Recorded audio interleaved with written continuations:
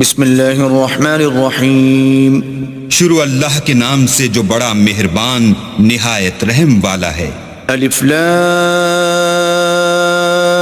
را کتاب انزلناه الیک لتخرج الناس من الظلمات الى النور باذن ربهم الى صراط العزیز الحمید۔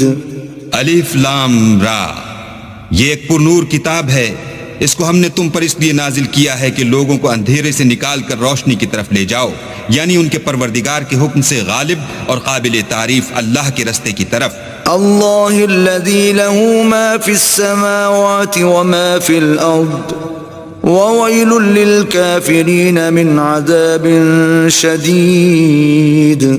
وہ اللہ کہ جو کچھ آسمان اور زمین میں ہے سب اسی کا ہے، اور کافروں کے لیے عذاب سخت کی وجہ سے خرابی